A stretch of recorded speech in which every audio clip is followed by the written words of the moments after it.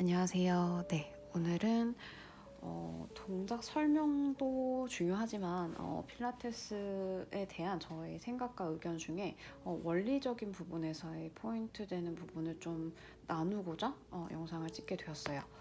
저는 광화문에서 센터를 하고 있는데 제가 처음에 프리랜서로 일을 할 때는 저도 선생님들과 뭐 동작이라든지 그런 의문점에 대해서 서로 나누거나 교류하거나 약간 분위기가 그렇지 않았어요. 각자 수업을 준비해 와서 시퀀스대로 수업을 진행을 하고 뭐 물어볼 수 있긴 하지만 사실 어느 정도 다 경력직의 선생님들끼리 만나다 보니까 그 수료를 할 때 동기들끼리 대화하는 부분 말고는 서로 의견이라든지 이런 걸 이렇게 소통하거나 교류를 잘 안 하게 되는데 제가 이제 제 거를 할 때는 저희 담당 뭐 제가 저랑 같이 일을 하고 있는 선생님들이 저한테 뭐 질문을 할 때도 있고 의견을 서로 이제 묻고 할 때가 있어서 의견을 나누다 보니 제가 생각하지 못한 부분과 그리고 좀 생각이 다른 걸 알게 됐더라고요.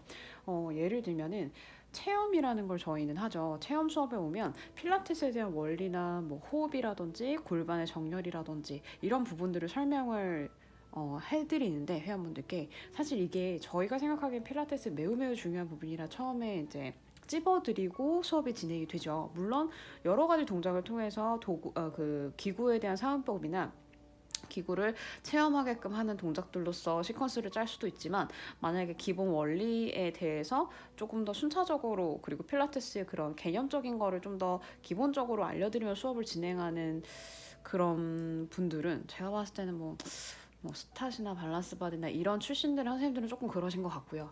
저도 사실 좀 그런 편이긴 한데 그런 걸 설명을 하다 보면 회원들이랑 이렇게 막히는 느낌이 들 때가 있어요. 이 사람이 내 말을 이해를 못하고 있고 또 와닿지 못하고 있구나 이런 느낌을 들 때가 있는데 저는 이제 그런 것들을 경험하면서 이걸 좀 더 쉽게 그리고 좀 더 이해하기 좋게 그리고 와닿게 설명하는 방법에 대해서 고민을 하고 또 노력도 하고 그랬는데 어, 체험 수업 예를 들어 체험 수업이 있었어요. 체험 수업 때 호흡에 대한 설명을 했고 그 호흡의 설명을 뭐 흉식 호흡이라고 해서 저희가 뭐 흉곽 갈비뼈를 모으는 뭐 미다지문을 닫는다는 큐인도 있고 옷을 사이즈를 더 줄인다 몸통을 더 조인다 뭐 이런 여러 가지 설명들의 큐인들이 있는데 그것보다도 사실 흉식 호흡 자체를 왜 하는지부터 개념이 있으셔야 돼요. 흉식 호흡을 왜 할까요? 흉식의 호흡을 하기 위해서는요, 복부를 사용하게 돼요. 물론 복식 호흡도 복부를 사용하긴 하지만 흉식 호흡의 가장 포인트 되는 부분은 저희가 복근의 위치가 해부학적으로 보면 갈비뼈와 그다음에 골반뼈가 이렇게 있다고 칩시다. 골반뼈가 뒤로 보면 이렇게 하트 모양으로 되어 있고 이렇게 원통으로 나비 모양으로 이렇게 생겼죠. 그리고 갈비뼈가 이렇게 커튼 모양으로 이렇게 되어져 있어요. 사실 이 갈비뼈 끝점과 그리고 골반뼈 끝점에 부착되어 있는 복근이라는 근육을 입체적으로 보면은 원통형으로 생겨서 약간 통돌이 세탁기 같은 느낌의 통자로 생겨 있죠. 복부라는 근육을 쓰기 위해선 저희는 이 통을 전체를 다 써야 돼요. 그렇기 때문에 양옆으로 조이는 몸통에 그 코르셋을 입는 느낌 아니면 몸통을 미닫이를 닫던 뭘 하던 옆에서 이렇게 쪼여지는 느낌으로 숨을 쉬라는 얘기를 그런 식으로 설명을 드리죠.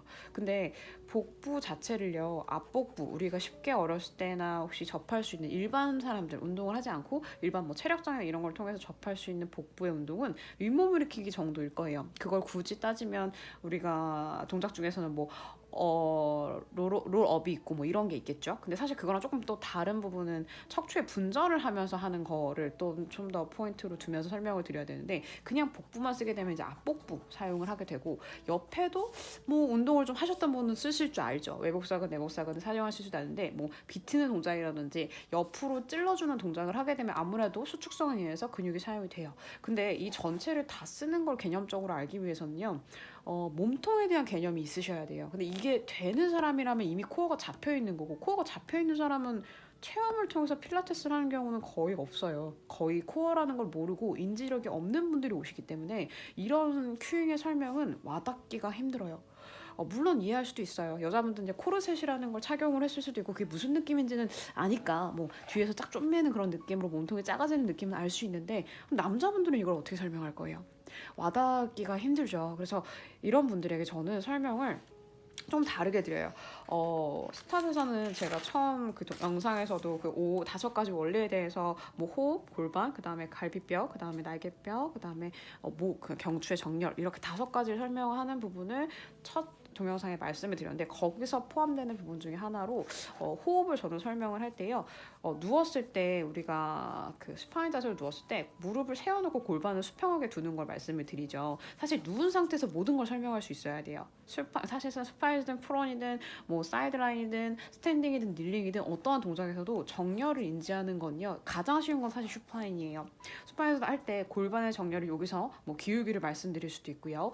골반의 정렬을 유지한 상태에서는 골반에 아까 말했던 끝선과 갈비 끝선의 복부를 사용을 할 때 골반뼈가 촉지가 되죠. 골반뼈 튀어나온 뼈 있잖아요. 바지 골반뼈 이렇게 튀어나온 만졌을 때 양 사이드로 나비 모양이 했을 때 앞면에 있는 뼈 ASIS라고 저희는 말하지만 그 부분을 터치했을 때 그 안쪽에 1인치 정도 만약에 골반뼈가 이 정도 있으면 이 안쪽에 1인치 정도로 들어가면 말캉말캉해요. 힘을 주지 않았을 때. 근데 선생님도 한번 해보시면 일반 호흡 그냥 우리가 평소에 숨을 쉬듯이 호흡을 편안하게 했을 때의 변화와 그 다음에 뭐 힘든 운동을 한다 아니면 힘을 써야 된다 했을 때 코어 쓰는 흉식 호흡 말고 그냥 복부에 힘을 빡 주는 호흡으로 한다고 하던 아니면 호흡법을 쓰면 변화가 있는 분도 있고 없는 분도 있어요. 근데 저는 어쩔 수 없이 그걸 쓰게끔 하는 방법 중에 하나는요.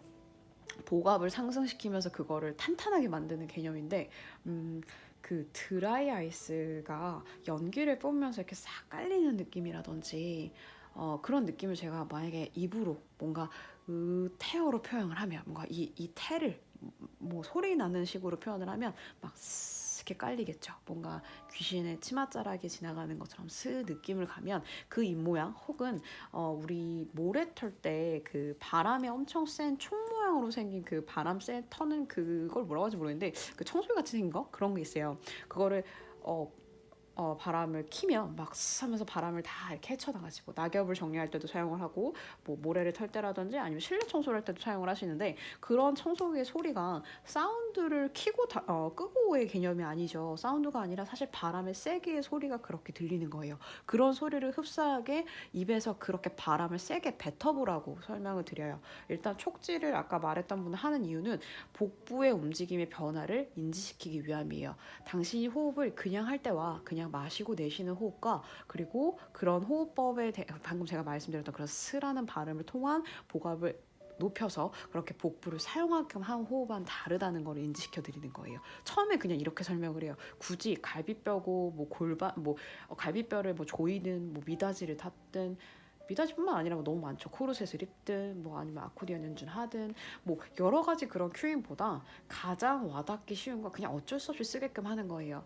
나중에 이제 코어가 형성이 되고 복부를 사용할 줄 알면 그런 큐잉도 도움이 많이 되고 맞는 말이고 와닿을 수 있으나 없는 분들한테는 와닿기가 좀 힘든 큐잉일 수 있어요. 그래서 한번 실험적으로 호흡법을 연습을 할 때 촉지를 통해서 약간 피부 탄력도 체크하는 것처럼 체크하셔야 돼요. 이거를 꾹 누르고 있으면 이거에 대한 변화, 텐션에 대한 인지가 부족하게 지압으로 되는 텐션 같아서 그거보다는 피부 탄력도 우리가 이렇게 탄력도 체크할 때 이렇게 터치하는 것처럼 눌러보는데 이게 얼마나 들어가고 안 들어가는지를 체크하는 그런 탄력도 체크로 아까 말했던 그 부분에 촉지를 하고 호흡법은 스라는 발음을 통해서 뭐 입모양을 스라고 해도 되고요. 으라고 했을 때 그 입모양에서 바람을 세게 스 하고 뱉게 되면 복압이 올라가면서 복부를 쓰면서 호흡을 하실 수 있죠. 그래서 그 호흡을 또 너무 이렇게까지 끌게 되면 사실 힘이 없죠. 그래서 끊고 들어가고의 타이밍을 선생님들이 잘 캐치해서 얘기해 주셔야 돼요.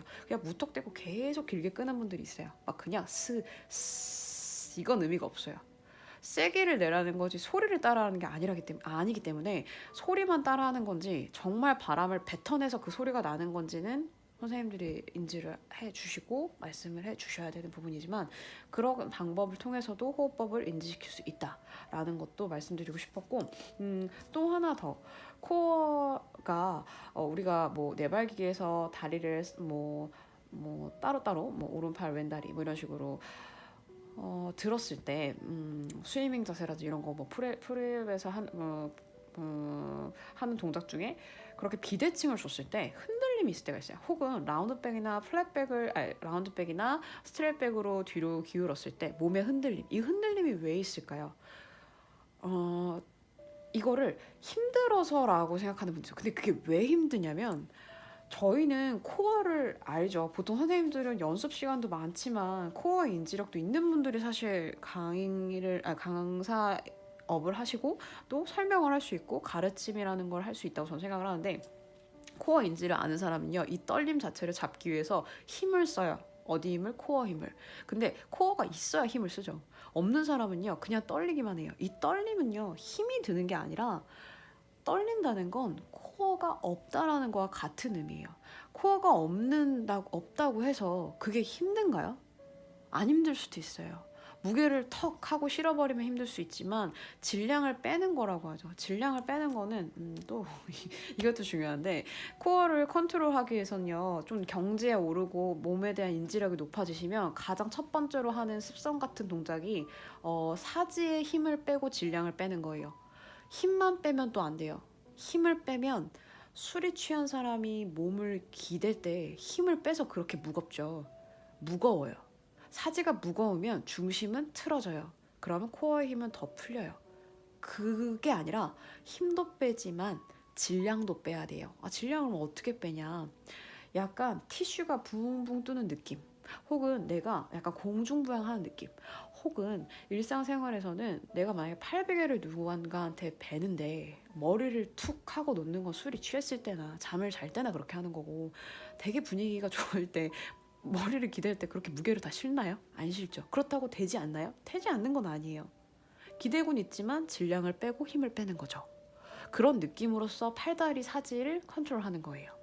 그런 식으로 힘을 뺐을 때 코어가 더 잘 잡히고 느낌을 더 잘 알 수 있는데, 뭐 예를 들면 테이블탑에서 뭐 다리를 올렸다 내렸다 할 때도 마찬가지예요.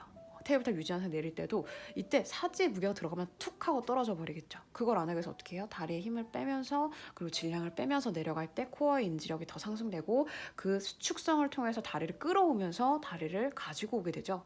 그때 허벅지를 쓰면서 가지고 오거나 무릎을 찍듯이 가지고 오는 건 코어를 쓰는 게 또 아니죠. 그러니까 동작을 통해 선생님들 느낄 수 있어요. 코어를 더 많이 느낄 수 있는 포인트는. 근데 이것도 모르는 사람도 이해를 해야 된다는 거죠. 다시 돌아가서, 흔들림이라는 건 코어가 없다는 얘기고요. 코어가 없을 때 우리는 어떻게 해요? 코어를 아는 분들은 어떻게 해요? 코어를 잡기 위해서 힘을 써요. 그래서 이 동작이 힘들다고 표현해요. 허나 코어가 없는 사람들 중에는요, 질량을 빼지 않고 무게를 실으면 모르겠지만 질량을 빼는 사람들은 안 힘들 수 있어요. 그냥 흔들리기만 하는 거야. 나는 별거 아닌데 그냥 흔들려. 이 흔들림은 뭐지? 이러면서 흔들리는 거예요. 근데 이 흔들림을 잡기 위해서 코어를 강화시키는 게 개념인 거예요. 그러니까 회원한테 물어볼 때, 흔들려서 힘들었죠? 흔들리니까 힘들죠? 이거는 코어 인지력이 그나마 있는 사람들이 와닿는 대답이고, 질문이고, 흔들리죠? 그만큼 코어가 부족하고 약한 거예요. 그럼 코어를 강화시키기 위해서 힘을 어떻게 줄까요?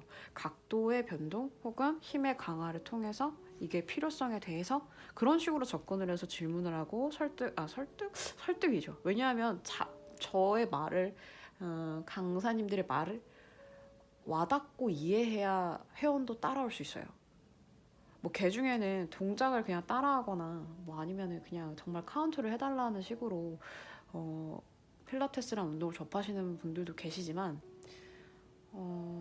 저는 이 운동이 정말 소위 말해서 그렇게 모르고 시켜도 얻어 걸리는 운동이에요. 그만큼 엄청 좋겠죠. 그럼 딥하게 들어갈수록 얼마나 좋을까요? 그 얼마나 좋을까를 알면요, 회원분들도 계속 다니게 돼요. 계속 리뉴도 계속 하시고 계속 선생님과 함께 갈 수 있을 거예요. 저는 그 믿음이 있고, 그거를 우리 선생님들도 좀 알고, 또 일반 분들도 생각을 조금 달리해서, 만약에 필라테스를 했는데 나 하나도 안 힘들던데, 제가 장담하건대 그거는 제대로 못 하셔서일 확률이 높아요. 필라테스는 코어가 아무리 강해도요, 나와의 싸움이고 안 힘들 수가 없는 동작이에요.